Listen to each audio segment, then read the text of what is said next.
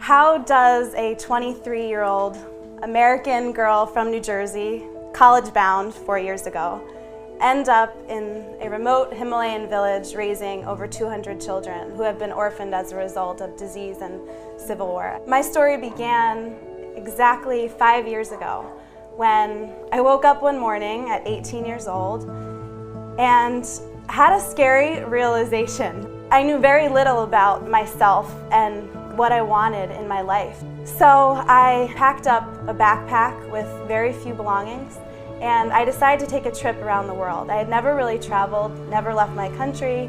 All of a sudden my whole world opened up. There was so much to learn and so much to discover outside of the walls of a four-walled classroom. I was walking down the road one day when I locked eyes with this little girl. Her name's Laukora. Her job every day was to take loads from the bus park all the way into the villages, and she'd go back and forth all day. She'd make $1, $2 in the day to feed her family. This is the life of a Nepalese orphan. I looked at her and I saw every single piece of myself. And I was devastated. I thought, what have we done as a human family that our children are living this way?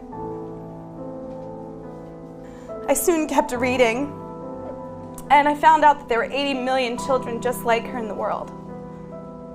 And I was devastated. And then I met one particular girl. Her name was Hima, and this is Hima here. She was 7 years old, but every day when I walked to meet her, she'd just smile with these big bright eyes and she'd say, "Namaste, Didi."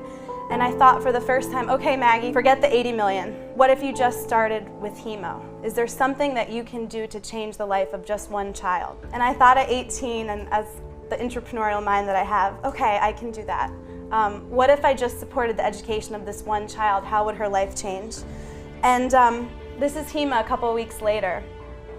I put her into school and followed and tracked her progress. But the sad thing was that I didn't think it was enough. There were kids that didn't have homes and families, and they were orphans. And one day I had this idea.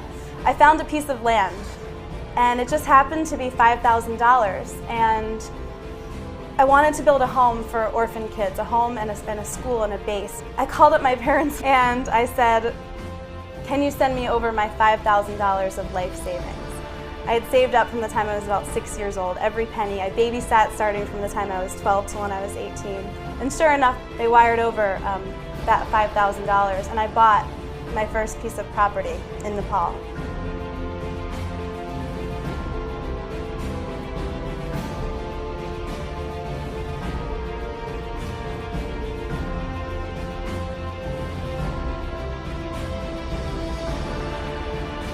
The world will change when our children and our women are educated. They have less children, they raise better families, they raise more educated children, their disease, everything decreases, poverty levels, communities and villages change.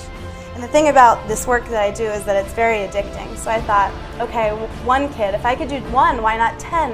What if my dream was to walk across this dry riverbed one day and not see a single child breaking stone? That's what I want. I want to create a world that I want to see every day. And I think we have the power to do that.